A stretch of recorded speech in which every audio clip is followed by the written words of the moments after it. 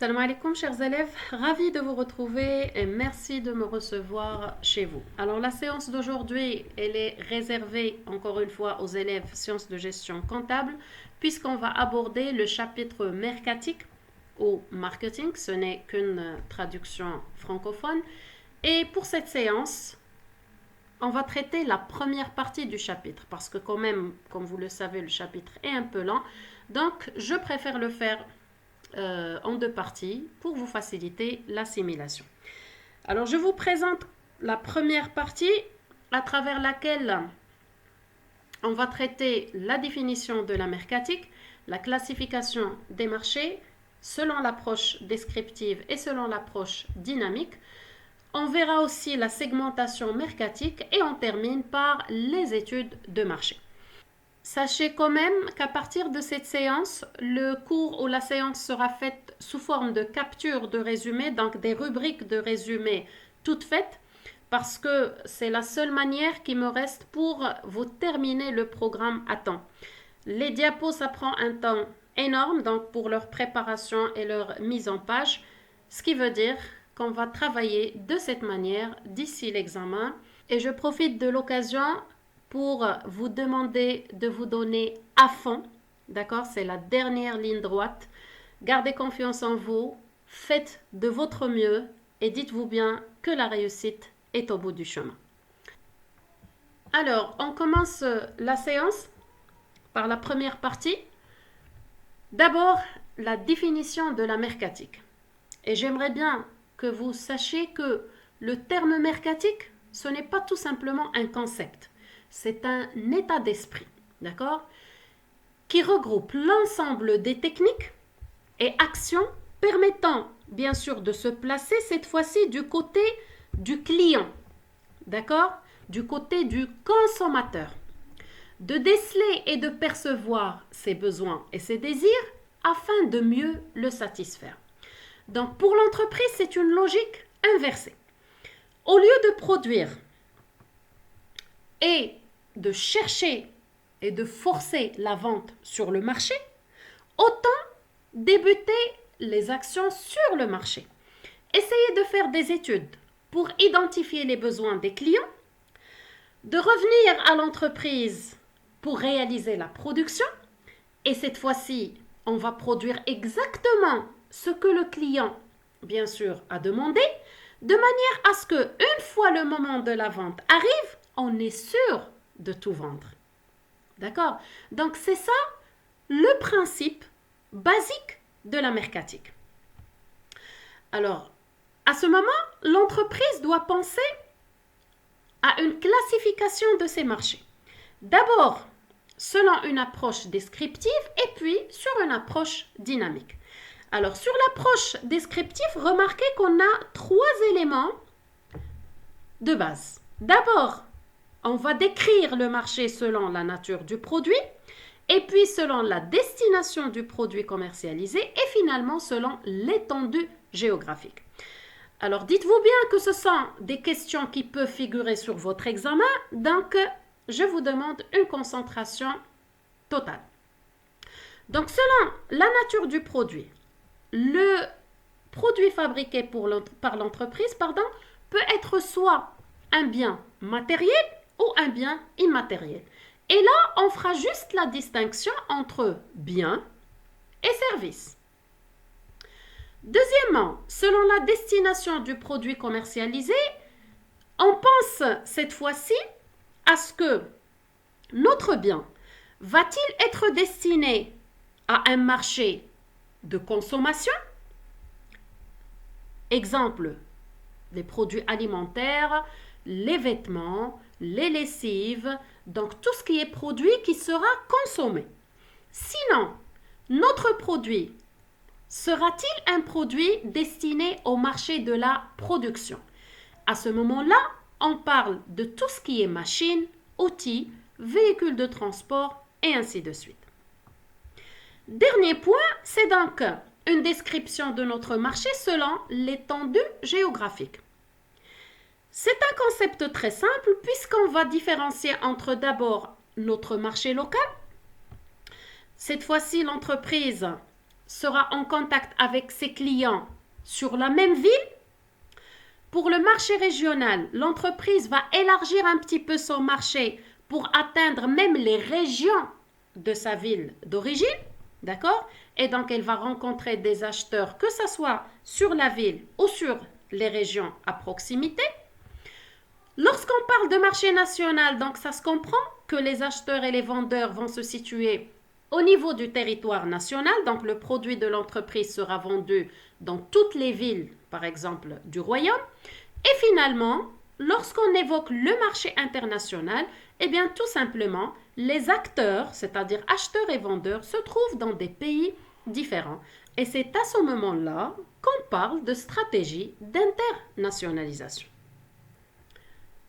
Alors, pour l'approche dynamique, cette fois-ci, la description sera faite soit selon les différents types de consommateurs existants, ou bien selon les types de marché de l'entreprise. On commence déjà par les types de consommateurs. Alors, remarquez qu'on parle de clients réels de l'entreprise, on parle de clients de la concurrence, de ce qu'on appelle les non-consommateurs relatifs ou les non-consommateurs absolus. Alors, je reprends les types de consommateurs un à un. Pour les clients réels, eh bien, ce sont tout simplement les clients qui consomment le produit de l'entreprise effectivement, c'est-à-dire qui achètent le produit, c'est-à-dire la marque de notre entreprise.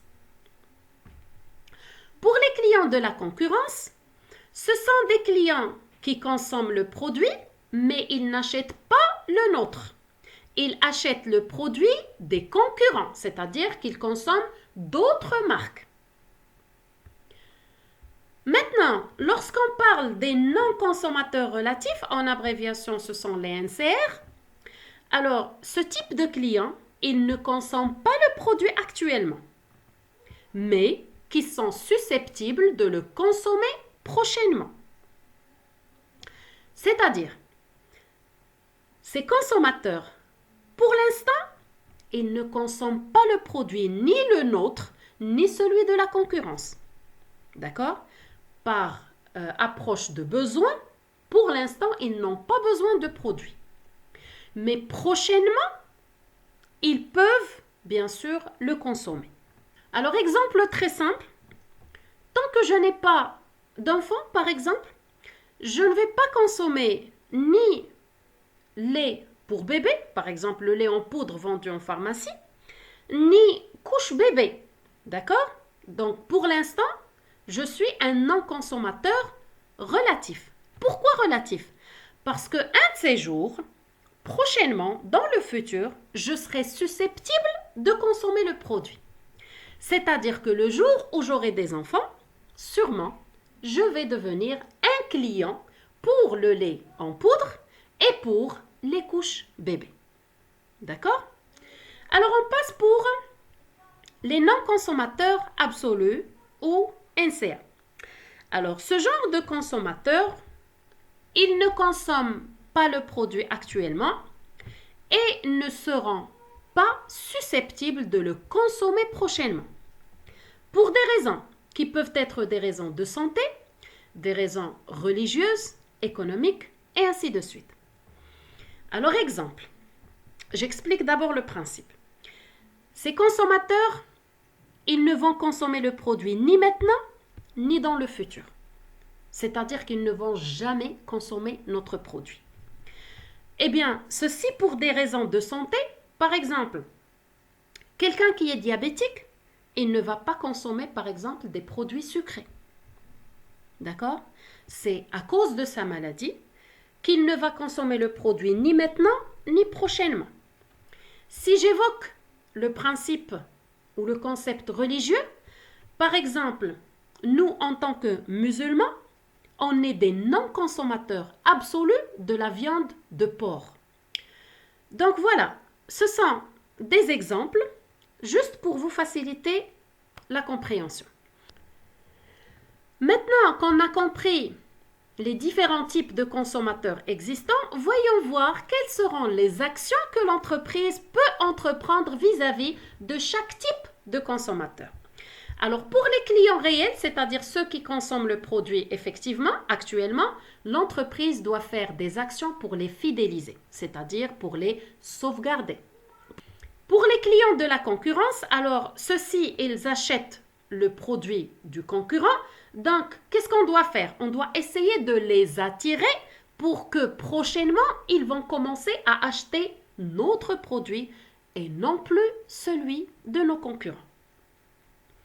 Pour les non-consommateurs relatifs, alors, pour l'instant, ils n'achètent pas le produit, mais bien sûr, prochainement, ils vont l'acheter. Alors, les actions à entreprendre, ce sont des actions à travers lesquelles on va essayer de convaincre ces non-consommateurs relatifs que le jour où ils vont commencer à consommer le produit, ils doivent acheter notre marque. Alors, pour les NCA, c'est-à-dire les non-consommateurs absolus, alors à ce niveau, aucune action à entreprendre parce que ces consommateurs, ils ne vont jamais acheter le produit ni le consommer, que ce soit ni maintenant ni prochainement. Donc, pour l'analyse au niveau des types de marchés, alors là, on a deux éléments. Premièrement, le marché de l'entreprise et deuxièmement, on peut vous parler de marché du secteur. Alors, pour le marché de l'entreprise, on parle de marché réel ou de marché potentiel. Alors, dites-vous bien qu'au niveau du marché réel, ce sont les consommateurs ou les clients réels, ce qui veut dire ce sont les clients actuels qui achètent le produit de l'entreprise. Pour le marché potentiel ou théorique, donc on peut vous dire également marché théorique, alors là, on parle du marché futur de l'entreprise. Alors, si vous avez compris le concept des types de consommateurs, quels sont les types de clients qu'on va retrouver sur notre marché potentiel? Alors, on doit trouver nos clients actuels, ceux qu'on a cherché à fidéliser, d'accord? Plus un pourcentage des clients de la concurrence. Pourquoi? Parce qu'on va essayer d'attirer les clients des concurrents et on va retrouver également un pourcentage des non-consommateurs relatifs, c'est-à-dire un pourcentage des clients ou des consommateurs qui viennent d'intégrer notre marché. Alors, pourquoi j'ai dit juste un pourcentage? Parce que, au même titre que nos actions, les concurrents vont faire la même chose. Eux-mêmes vont essayer d'attirer, bien sûr, ces non-consommateurs relatifs. Eh bien, reste à voir quelles seront les entreprises qui vont attirer le maximum des NCR, c'est-à-dire des non-consommateurs relatifs. Donc, par globalisation au niveau du marché futur, on va retrouver les clients actuels, un pourcentage des clients de la concurrence, plus un pourcentage des clients non-consommateurs relatifs. Alors, pour ce qui est du marché du secteur, vous devez juste comprendre que lorsqu'on parle du marché du secteur ou bien du marché de la profession, on va retrouver le marché de l'entreprise globalement, d'accord, réel et potentiel, ainsi que le marché des concurrents également, global, réel et potentiel. Donc voilà, l'approche dynamique à travers sa nomination, elle n'est pas stable, d'accord?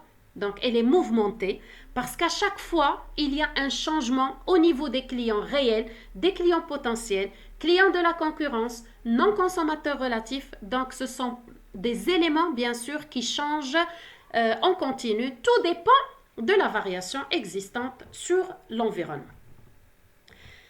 Donc,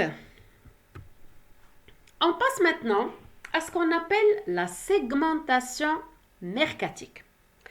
C'est un découpage du marché total de l'entreprise en plusieurs groupes d'individus de manière à créer des groupes homogènes, يعني مجموعات متجانسة, ayant le même comportement d'achat. Alors pourquoi on va segmenter? C'est tout simplement pour pouvoir satisfaire au mieux chaque segment, c'est-à-dire chaque groupe de clients. Bien sûr, pour réaliser cette segmentation, l'entreprise peut se baser sur plusieurs critères de segmentation. Alors, on commence par le critère géographique, dans lequel l'entreprise va faire bien sûr une étude soit selon la région ou selon parfois même le quartier d'habitation des clients. Alors, lorsqu'on parle de la région, on évoque bien sûr le côté urbain et le côté rural. Lorsqu'on parle de quartier d'habitation, on peut évoquer par exemple les quartiers populaires, les quartiers résidentiels, les quartiers villas et ainsi de suite. Pour les critères sociodémographiques, l'étude sera faite soit sur la base de l'âge du client, c'est-à-dire les tranches d'âge, enfants, adultes ou personnes âgées, ou bien sur la base du sexe des clients, c'est-à-dire soit féminin ou masculin. Côté critères comportementaux, on parle du taux d'utilisation du produit ou la fréquence d'utilisation du produit et également de la fidélité à la marque. On retrouve également les caractéristiques psychosociales. On évoque le style de vie ou bien la personnalité des clients qui représente un critère très important dans le cadre de l'étude. Et on termine par les critères économiques, à savoir le niveau de revenu, c'est-à-dire tout simplement le pouvoir d'achat des clients. Et là, selon chaque critère, l'entreprise va tout simplement créer des groupes, comme on a dit, le plus homogène possible. Alors, une fois la segmentation faite, l'entreprise, bien sûr, doit choisir, doit décider des actions possibles, c'est-à-dire des actions à entreprendre. À ce niveau, elle a trois possibilités. Soit une action concentrée, au cours de laquelle l'entreprise va viser ou cibler un seul segment pour lequel elle va proposer un seul produit spécifique. Lorsqu'elle va passer ou lorsqu'elle va adopter une action différenciée, cette fois-ci, elle va cibler plusieurs segments, mais à chaque segment, elle doit proposer un produit spécifique. Dans l'action indifférenciée, l'entreprise va proposer cette fois-ci un produit standard qui va cibler tous les segments. On l'appelle également la contre-segmentation. Dites-vous bien que l'entreprise, à travers cette segmentation mercatique, vise a priori la satisfaction maximale des clients, leur fidélisation, et ce pour pouvoir élargir bien sûr son parc clientèle et faire évoluer sa rentabilité. On termine notre séance avec les études de marché. Alors à ce moment-là, l'entreprise devra réaliser une enquête sur terrain à travers laquelle elle doit collecter un maximum d'informations pour pouvoir prendre les meilleures décisions concernant ses actions commerciales sur le marché. Et c'est là où l'entreprise devra élaborer son mix marketing, donc les 4 politiques, politique de prix, de produits, de distribution et de communication, qu'on va bien sûr aborder la séance prochaine. Alors maintenant, on se concentre sur les 3 types, bien sûr, d'études que l'entreprise peut réaliser. On commence par l'étude documentaire. Alors, c'est une étude qui est faite, comme son nom l'indique, sur des documents que l'entreprise peut trouver au niveau interne, d'accord? Parce qu'elle peut exploiter déjà les données comptables dont elle dispose, les statistiques, bien sûr, de vente, par exemple, les rapports des vendeurs qui fournissent, bien sûr, pas mal d'informations pour l'entreprise. Et si jamais ce n'est pas suffisant, l'entreprise peut chercher encore des informations au niveau externe, à travers la presse, à travers les catalogues distribués par les concurrents ou carrément une recherche sur Internet. Dans un deuxième temps, l'entreprise peut procéder à une étude qualitative. Alors, cette étude, elle est nommée aussi étude exploratoire parce qu'elle permet à l'entreprise d'explorer son marché, d'accord, de comprendre un petit peu les motivations qui expliquent le comportement d'achat de ses consommateurs et donc, elle va essayer de répondre à la question pourquoi. Pourquoi le client achète le produit? Pourquoi il ne l'achète pas? Pourquoi il l'a acheté et il a cessé de l'acheter? Et donc là, il y a pas mal de questions que l'entreprise se pose et qu'elle devra avoir des réponses pour pouvoir améliorer son offre. À ce niveau, le meilleur outil ou technique que l'entreprise peut utiliser, c'est donc l'entretien direct avec la population étudiée. Alors, à ce niveau, l'entreprise, elle a une analyse plus ou moins qualitative, mais qui parfois devra être complétée par une étude quantitative, qui doit normalement confirmer les résultats obtenus au cours de l'étude qualitative. C'est pourquoi on l'appelle une étude confirmatoire. C'est une étude qui va fournir carrément des chiffres, d'accord, et des statistiques précises, et qui vont répondre à la question qui, quoi, combien, d'accord, à quel prix les clients seront bien sûr prêts à payer le produit, et ainsi de suite. Alors, voyons maintenant quels sont les différents outils ou les différentes techniques utilisées. Pour l'étude quantitative, on a 3 outils. Soit le recensement, soit le sondage, soit le panel. Alors, quelle est la différence entre ces 3 outils? On parle de recensement lorsque l'entreprise va réaliser une étude de la population totale, à condition que cette population totale est restreinte. D'accord? C'est-à-dire, ça tkoun limité. Si jamais la population totale est importante, cette fois-ci, l'entreprise devra passer au sondage. C'est-à-dire qu'au lieu d'étudier la population totale, dont l'étude sera coûteuse et qui va demander un temps énorme, cette fois-ci, elle va limiter l'étude à un échantillon qui devra être plus ou moins représentatif de cette population. Alors, si je veux, écoutez bien, si je veux suivre l'évolution de mon échantillon, cette fois-ci, je dois passer à ce qu'on appelle le panel. D'accord? Qui n'est qu'un échantillon permanent pour l'entreprise, c'est-à-dire c'est un échantillon que je vais suivre sur plusieurs années. Donc, ça sera encore plus représentatif que le sondage.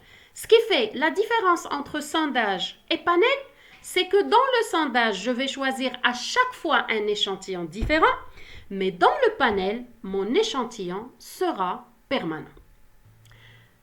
C'est donc la fin de cette première partie. J'espère que le contenu de la vidéo vous a été bénéfique. Soyez au rendez-vous la séance prochaine pour traiter les 4 politiques du mix marketing. D'ici là, دمتم في رعاية الله وإلى اللقاء.